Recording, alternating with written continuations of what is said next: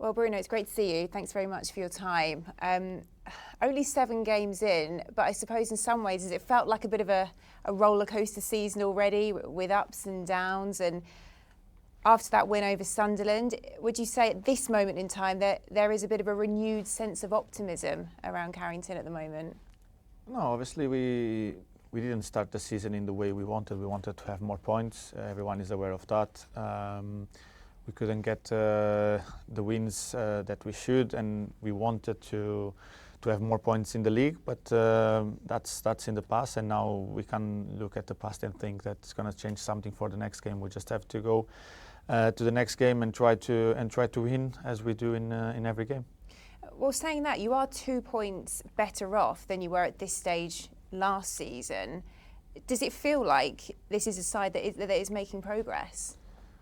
No, as I said, I don't look at the past because it's not going to change nothing if we are 2 points ahead now. Like, we want to finish with much more points than we finished last year. That's the main thing, and we want to approach every game to win, and this is no different. When you talk about what success would look like this season, how are you talking about it?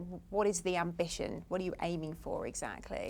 It's to win every game we are included. That's all the aim, always the aim for this club, and for ourselves has to be that. I think every game you have ahead of you, it needs to be something that we need to look up in a very serious way, because in this league every game matters, every point matters. So our aim for this season to be successful is to go to the next game and win it. Do you frame the bigger picture, perhaps your bigger targets, as finishing top half or in Europe, or do you actually find that quite unhelpful? No, as I said, obviously we know the aim of the club for many years is to win. Is to win the Premier League, is to win all the competitions we are included. But as I said, if I start looking at the past, I will be doing something wrong for us, something that will not be very positive for us to look at. And so the aim for this season is to go game by game and think one thing at a time, because at the end of the season we will make counts and see where we are. I can hear you. You're very keen to look forward and on what's to come in the future. Sir Jim Ratcliffe has spoken over the international break and very publicly given his backing to Ruben Amorim, and that he really does see him potentially quite long term here. What did you make of that? No, I think it's good for the club to give some stability. We all know, and I think the manager spoke a lot about that. Results make a manager, stay or not, and the manager is very aware of that. The players are very aware that we need to improve and to win games, also to help the manager to be more stable and to be more confident of what we can do in the moment and in the future.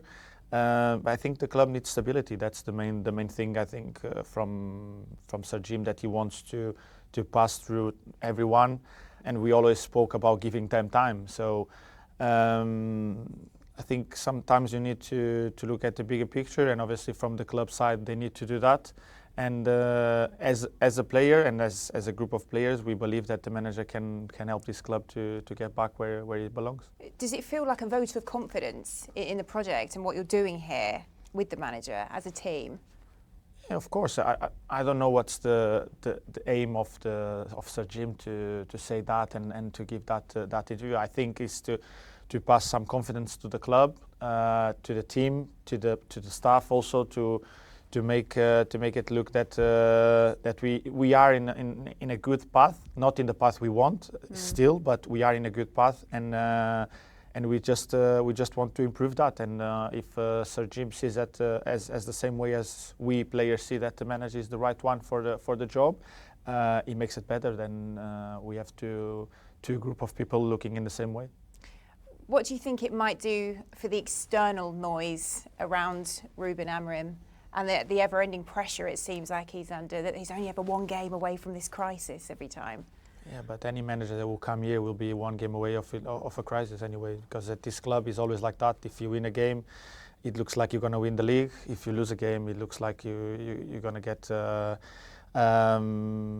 cloud into the club that is not going to go anymore. So We have players that are aware of the dimension of the club and how it works. So we don't need this around us. What we need is to know what we're doing, what we want to achieve in the long term, and what we want to achieve for the next game. That's the aim for every player. It needs to be, because, as I said, this club will be at any time, in any moment, every manager will be under pressure when they get a bad result, and obviously our manager is no different for that, but is very prepared for that, and he knows how big of a challenge the challenge this is, and I think he's very prepared for that.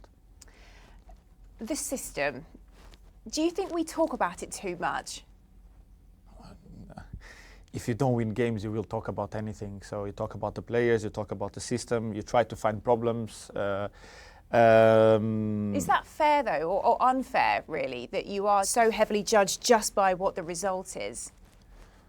I don't know. That's on the person that speaks out about, and we can't do anything about that. Obviously, we have everyone has a different way of thinking about football. Everyone has their own tactics. Everyone thinks this player is better than that one, and obviously from the outside it will be always easier to see it. And you don't see the day by day. You don't see how the people behave in training. You don't see many of the things that we do during the week that make the manager make some decisions and play some players. So I wouldn't say that it's unfair or whatever, because people have their right to have their own opinion and think differently.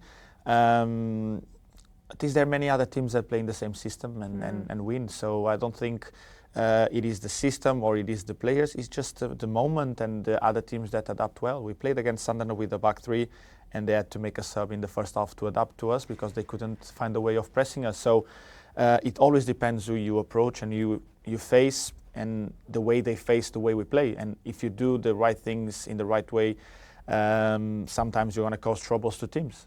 And it could be with a 3-4-3, with a 3-5-2, with a 4-3-3, or whatever you want, because every team has problems in their way. We facing Liverpool that plays in a 4-3-3 and have problems in the last 3 games, and it could be the system, it could not be the system, it could be the players, it could be anything else. I suppose though, when you have those results, things aren't going your way, with the key role that you are playing in this deeper position within that system, does it weigh quite heavily on you personally?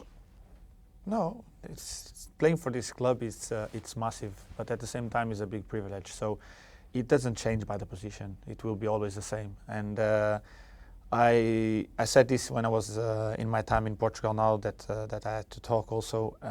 I love to play football. Anywhere in the pitch, I love to play football, and I will always give the best of my abilities to help the team. And if the manager thinks at this moment in time or in any different game, he thinks this position will be better for you because you will help the team more here, that you will help there, I will make it, because it's about the result, the end result and the end product for the team and not for myself.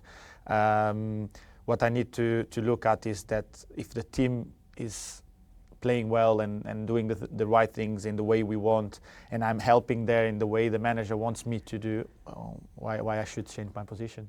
Are you enjoying it though? I suppose is the question that people are wondering. I enjoy, as I said, I enjoy playing football. You can put me anywhere on the pitch. If you want me to play wing back, goalkeeper, centre back, I will do the best of my abilities. Obviously, everyone has a favorite position to play, but my role doesn't change that much, and probably being in that position I get more involved in the game. I touch more the ball, I can serve more my players up front, like probably not with the assist, but with the ball that go through the lines for them to create something. So it's very important to have someone behind you that is very able of doing that. And in my time when I was doing so well here as a 10, I had Matic that was great at doing that. I had Paul that was great at doing that, and that's why I grew a lot and I was so good and I was getting a lot of balls and create a lot for my teammates, because the ball was coming from there. And now I've Casa that is very good at doing that with one touch. Manu, if we would play him there, we know that he's going to be more a player that is going to hunt the ball and recover for us. Kobe is a player that we know that he's going to break the lines with driving the ball with the power he has and also the ability in tight spaces to get away from players. So we have different qualities there that can help the team, and then it's on the manager to choose the one that he thinks will be better for each game. Yeah, I suppose as you're saying that everyone's playing their part, aren't they? But for you personally, again, it's a bit of a shift, isn't it? You know, I think the happiest we've seen you, the most smiley, is when you're scoring, you're assisting, you're directly involved in those attacking plays. Has it been a bit of a shift for you, a bit of an adjustment in that sense, that perhaps you're not on the score sheet as much, you're not directly assisting as much as you were? I could have 4 goals already in the league. I missed 2 penalties, so I will still be in there, you know. So I don't think, obviously it changed because I'm a little bit deeper than I was last year, for example, that I played more in the left-hand side or right-hand side. But still the manager gives me a lot of freedom when we get into the final third. He wants me to get more into that 10 position, to be close from the box, to get more shots, to get the chance of creating from there. So it's then obviously it comes when we need to be more brave in pin teams back, and then we'll give the ability of the number 8 or the number 6, normally with me and Kobe being the ones that go more up and down. So we'll give more the ability of us to get into that 10 position, to then play from there and have the 6 trying to hold all the counterattacks with the 3 defenders in the back. So we just have to be more capable of getting into the final third and then play from there. And then me and Kobe will be more able to be in that final third position to assist, give the goals to the team and everything. Everyone wants to score goals, everyone wants to assist, because it's the main thing of the game. But as a group of players, the main thing of the game is win games. So that's all I want. And what a win it would be if you did manage to beat Liverpool this weekend. I suppose it's not often teams go to Anfield and really sense an opportunity, but with 3 defeats in all competitions, is that what you're sensing? This is a real chance for Manchester United. Wouldn't have changed anything if Liverpool have won their last 3 games. We always go there to try to win the game, knowing that Anfield is one of the most difficult places to go in the Premier League, and even more as a Man United player, because we know the rivalry and everything.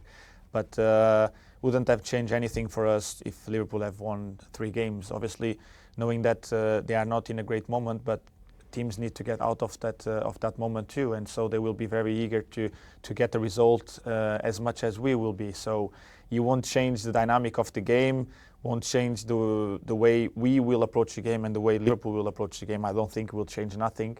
So we're gonna see 2 teams that want to win, and hopefully, I hope my side will get that.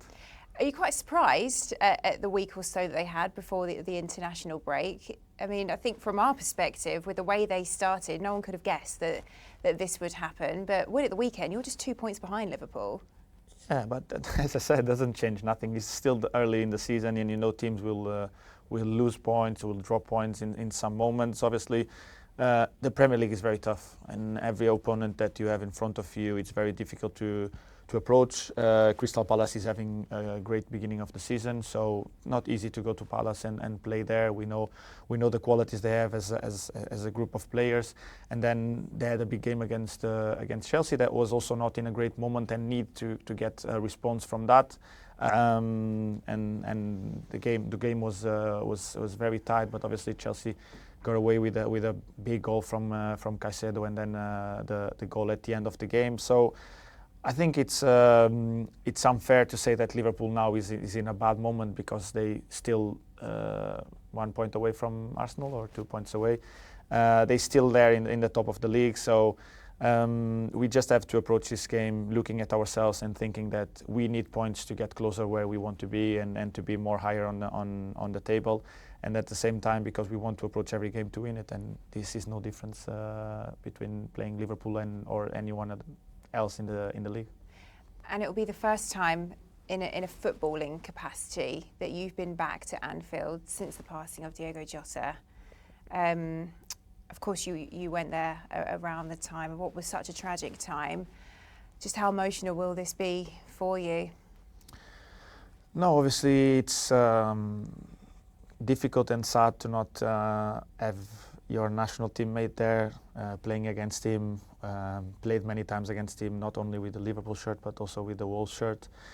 It will be difficult because I know how much the fans love the way Diogo was, as everyone loved, because he was a quiet but a funny character inside the dressing room, and obviously will be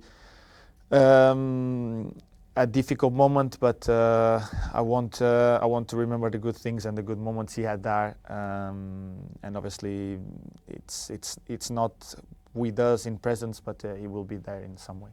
All right. Well, thank you so much for your time today. Good luck at the weekend. Thank you. Thank you.